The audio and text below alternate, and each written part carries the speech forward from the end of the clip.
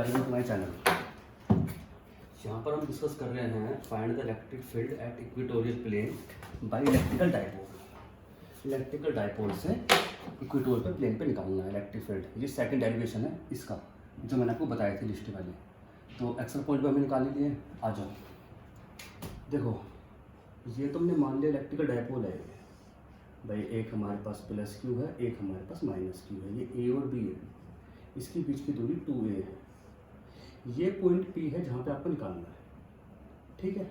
ऐसे करके आप बना लो इसको आप x मान लो। तो ये कितना हो गया, आधा आधा a और आधा a।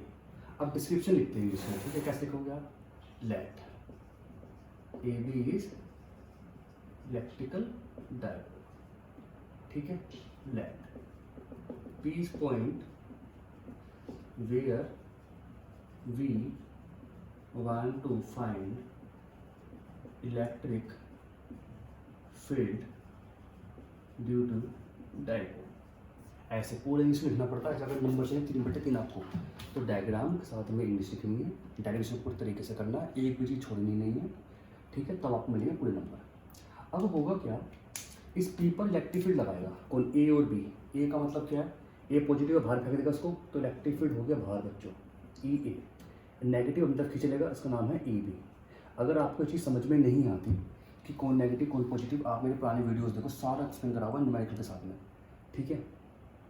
पहली बात तो ये हो गई आपको, ये जो एंगल था यहाँ पर और ये जो एंगल था यहाँ पर, ये एंगल बन गया आपके बीच में ये, और ये एंगल बन गया ये, ठीक। तो मैं इसको भी लिख देता हूँ, let E A E B the electric field due to A and B at point P। P पर इलेक्ट्रिक फील्ड मालूम कर दिया, ठीक है।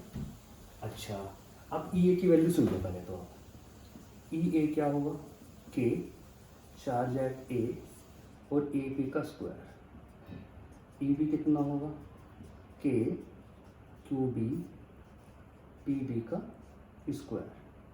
तो वैल्यू पुट करते हैं बच्चों इसकी। Q, देखो बच्चों चार्ज ना मोड में होता है, इसमें भी और फोर्स में भी। पर मोड का मतलब क्या है कि प्लस हमेशा प्लस रहेगा, नेगेटिव प्लस रहेगा। तो मैंने कर दिया। अब आप AP देखो, तो AP कितना है भाई। अगर आप AP देखोगे तो आपका ऐसा बनेगा डायग्राम भाई, ये A हो गया, ये X हो गया, ये A है, ये P है, इसको आप C मान लो, इसको C। तो ये कितना फॉर्मूला बना, A² प्लस X²। तो इसके हिसाब से आपका A² प्लस X² का रूट का होल स्क्वायर बना।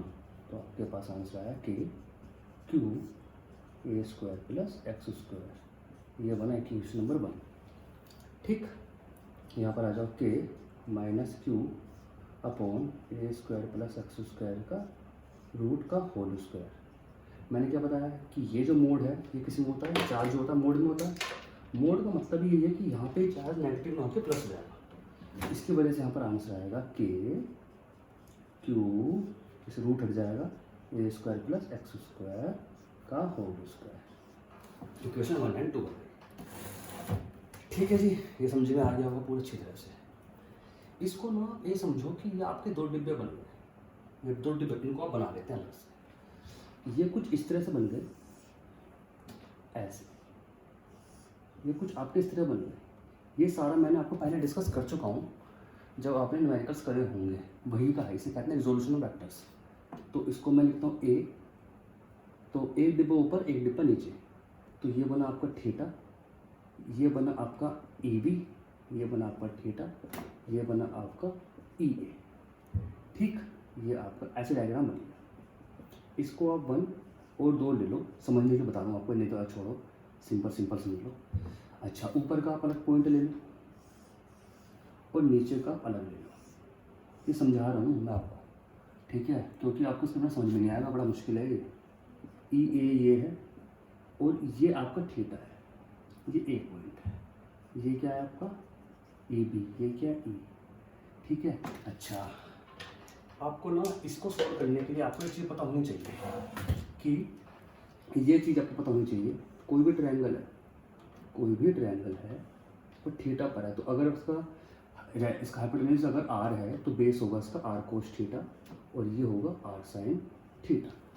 ठीक है, उसी के हिसाब से ये ई ए जो है ये हाइपोटेन्यूज है तो परपेंडिकुलर क्या होगा ई ए साइन थीटा और ये होगा ई ए कोस थीटा। ऐसे ई बी के सामने अगर यहाँ थीटा है तो सामने क्या बनेगा ई बी साइन थीटा और यहाँ क्या बनेगा ई बी कोस थीटा। अब इनके डायरेक्शन कैसे बनेगी, इसको टक्कर मारने वाली जो बताई थी मैंने आपको, ऐसे टक्कर लगेगी और ऐसे टक्कर लगेगी, इसमें ऐसे जाके इसको टक्कर लगेगी। ये टक्कर लगना, रिजोल्यूशन करना, ये सारा आप वीडियोस में देखो, मैंने बहुत डिटेल में पढ़ाया हुआ है। बच्चों देखो आपको वीडियोस पहले देखनी पड़ेगी तभी आपको चीज़ें और मोर क्लियर होंगी, नहीं तो दिक्कत आएगी आपको। ठीक है जी, तो इनको आप ऐसे मिला दोगे। जब आप इनको ऐसे मिला दोगे तो आपके पास क्या बनेगा कि ये जो बीच की लाइन है, इस बीच की लाइन में दो पार्ट हो गए और ऐसे। अब ये जो लाइन है इसको आप ऐसे ले लो और ये लाइन को ऐसे ले लो, तो बीच में क्या बना आपका ई ए कोस थीटा, दूसरा बना आपका ई बी कोस थीटा। ये लाइन आपकी कौन सी थी ऊपर वाली, ये थी आपकी ई ए साइन थीटा और ये बनी आपके पास E B sine theta. Actual में डायग्राम आपका ये बना। ठीक है, इसे कहते हैं रिजोल्यूशन। ये हो गया आपका। अब आप देखो आपका ई ए और ई बी तो इक्वल है इसका। अब आप अगर आप देखो आपका E A and E B are equal zero, so E A sine theta और E B sine theta will also equal. इसकी वजह से अब ई ए साइन थीटा तो ऊपर है और ई बी साइन थीटा नीचे है, कट जाएगा आपस में। सो इसीलिए E A cos sine theta and E B sine theta will cancel out each other. तो दो तो खत्म हो गए चार में से। भाई पहले ई ए और ई बी था, इनको तोड़ के मैंने E A sine theta E B का क्वेश्चन बना लिया, इसको तोड़ के मैंने E B sine theta E B question बना लिया। अब दोनों ही कट गए, अब क्या बचा ई बचा, सिर्फ ये बचा बीच वाला पार्ट, कौन सा ई ए कोस थीटा और ये बचा। तो electric field, net electric field क्या हुआ आपका ई ए कोस थीटा और plus E B cos theta. ये इसे कहते हैं रिजोल्यूशन। क्या होता है कि दोबारा देखो, कोई भी चीज़ एंगल पर होती है, हम उसको तोड़ के वर्टिकल और हॉरिजॉन्टल लाते हैं, फिर हम देखते हैं कौन क्या कट रहा है, हटा देते हैं उसको, फिर जो बचता है उसको निकाल लेते हैं। ई ए के दो पार्ट बनते हैं, एक ये वाला एक ये वाला, ऐसे ई बी के ये पार्ट तो ये पार्ट आपस में कट जाते हैं, तो ये बचता है, ये आंसर बचता है हमारे E A cos theta plus E B cos theta. तो यहाँ तक बात समझ में आ गई होगी। ठीक है, आपको ये भी पता है कि जो ई ए कोस थीटा जो है और ई बी कोस थीटा भी इक्वल है, वे दोनों बराबर है ना, ये ई ए ई बी बराबर है, कोस ही बराबर है। तो अगर आप देखो नेट निकालो, ये आप समझाऊँ मैं आपको, ई ए और ई बी को आप ई मान लो क्योंकि बराबर है, तो आपके पास जो ई एन है वो आएगा 2 ई कोस थीटा और आपके पास ई एन की वैल्यू कितनी है, इनमें से कोई एक वैल्यू पुट करूँगा, तो 2 के Q upon X square plus A square into cos theta, ये आपका आंसर बन जाएगा। अब कोस थीटा की वैल्यु पुट होगी, तो देखो जरा मैं रखता हूँ, यहाँ तक बात समझ में आ गई होगी, दोबारा देख लो, रख करो। अच्छा, अगर आप यहाँ देखो ये एंगल ऐसे बनना है, theta A X root A square plus X square A P C. तो अगर आप देखो तो कोस थीटा की वैल्यू कितनी होगी, कोस थीटा कैसे निकालते हैं, पंडित बद्री प्रसाद हर हर भोले। तो कोस का बात ये है बी प्लस एच, बी क्या है आपका ए, एच क्या है आपका hypotenuse A square plus X square. इस उठा वैल्यू को यहाँ पुट कर देता हूँ, तो आपका ई नेट का आंसर आएगा 2 के Q A square plus X square into A upon A square plus X square का बच्चों रूट। ठीक, पहली बात।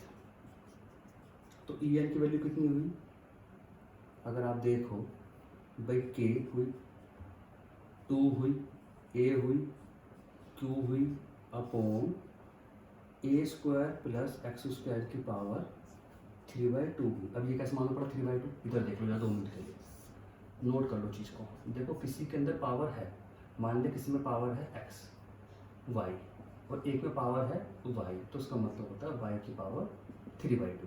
तो एक में पावर है, एक मतलब पावर कौन सा स्क्वायर है, एक में स्क्वायर है, एक में स्क्वायर नहीं है, तो आंसर बनेगा 3/2। तो अगर देखो यहाँ पर अगर मैं कहता हूँ m और रूट m तो बनेगा m की पावर 3/2। तो ऐसे बना बच्चों, ये आपको फाइनल आंसर है। ठीक है, अब ये देखो ये क्या बनना है, अब ये क्या बनना है, अब मैं इसको रफ कर देता हूँ। टॉपिक आपका खत्म हो चुका है पूरा का पूरा, अब थोड़ा अब चलेगा इसके अंदर अगला सत्र में। पी हमारा डायपोल मोमेंट होता है, फॉर्मूला होता है Q × 2A, तो इसी की वजह से आपका ई एन की वैल्यू हुई के P A square plus X square की पावर 3/2। तो ये तो बच्चों आपको डेरिवेशन हो गए खत्म। क्लियर। अब इससे एक स्पेशल केस है, बस वो समझा देता हूँ, टॉपिक आपका खत्म। स्पेशल केस में क्या होता है बच्चों, अगर ये जो ए है, ये जो आपका ए है ये बहुत छोटा है किससे, एक्स से, सो इसीलिए ए स्क्वायर क्या कर देते हैं बच्चों, नेगलेक्ट कर देते हैं। तो कितना बना आपका answer, E N equal to K into P, A square हटा दिया आपने तो क्या बना एक्स की पावर 2 इंटू 3/2, तो 2 से 2 करिए, तो आंसर आया के की क्यू एक्स की पावर 3। ठीक है जी, तो ये आपका फाइनल आंसर है। आप चाहो तो यहाँ तक छोड़ सकते हो, आप चाहो तो यहाँ तक छोड़ सकते हो, आपके ऊपर वाली बात है। तो मैंने कोस की वैल्यू यहाँ पुट करी, ए रखा, ए रहा रूट में और बिना रूट के वैल्यू हुई 3/2। क्यू इंटू 2A का नाम होता है पी। अब पी का नाम आपको पता हो जाना चाहिए। अब डायपोल मोमेंट वो तो बता चुका हूँ मैं आपको, डायपोल मोमेंट। तो ये आपका टॉपिक पूरा कंप्लीट हो गया। ठीक है, छोटा सा पार्ट इसमें रह जाता है, समझा के खत्म करता हूँ उसको भी। रफ को से लिख लो, तो लिखना है तो ठीक है, आप तो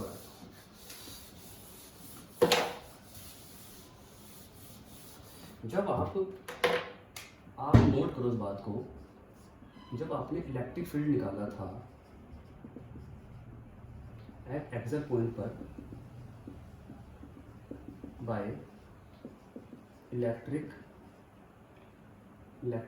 डायपोल के द्वारा, तो आपका जो इलेक्ट्रिक फील्ड आया था उसको मैं अगर ई ए लेता हूँ तो इलेक्ट्रिक फील्ड तो आया था आपका 2kP x की पावर 3। चेक कर लेना। दूसरा, अगर जब आपने इलेक्ट्रिक फील्ड निकाला इक्वेटोरियल पॉइंट पर, इलेक्ट्रिक फील्ड निकाला कहाँ पर, इक्वेटोरियल पॉइंट पे बाय डायपोल के द्वारा, तो आपका इलेक्ट्रिक फील्ड के अंदर ये 2 गायब हो गया, ये 2 गायब हो गया, तो के पी अपॉन एक्स क्यू। अगर आप फ्रॉम इक्वेशन नंबर 1 और 2 देखोगे तो इसकी वैल्यू यहाँ पुट हो जाएगी भाई, ए इजिकल टू 2 के पी एक्स की power Q which is 2 equal to E into E. तो electric field at axial point is 2 times of electric field at equatorial point. ठीक है, तो ये आपको समझना था लास्ट में। अब जो आपके शुल्क के 20 क्वेश्चन पेपर में आते हैं 12th क्लास के अंदर, उसमें आपको ये दे देंगे ABCD के अंदर ई ए इक्वल 2 टाइम्स ऑफ ई की लिखा हुआ ई ए जो इलेक्ट्रिक फील्ड एक्सल पॉइंट पे, ई लिखा हुआ इलेक्ट्रिक फील्ड है इक्वेटर पॉइंट पे, तो उनमें से क्या सही है, तो आपको ऑप्शन दे देंगे ऐसे करके, ए कि E A 2 times of E B E 2 times of E C E times of A D, none of this. ऐसे क्वेश्चन मिलेगा आपको MCQ के अंदर, जो आपके 20 क्वेश्चन होते हैं 1 मार्क्स वाले, तो आप सीधा ये लगा दोगे। आपको समझ में आया कि पेपर ये थोड़ा हार्ड क्यों बन जाता है। हार्ड इसलिए बन जाता है क्योंकि इसके अंदर चीज़ें बहुत सारी याद करने की होती है। अब जिसको ये पता होगा वो तो लगा देगा फटाक से जिसका आंसर ये है। अब नहीं पता हो कहेगा भाई पता नहीं क्या था, ये है वो कराएगा। इसीलिए आपके लेक्चर नंबर 15 हो गया। ये टॉपिक मैंने पूरे डिटेल में ख़त्म करा दिया है, बहुत आराम से पढ़ा हूँ और बहुत जल्दी से हम इस कोर्स ख़त्म कर देंगे। मेरा टारगेट इसको ख़त्म कराने का पूरा अक्टूबर तक है, ठीक है। I will finish it totally. तो ये से जल्दी ख़त्म कर लो। Thank you for the watching.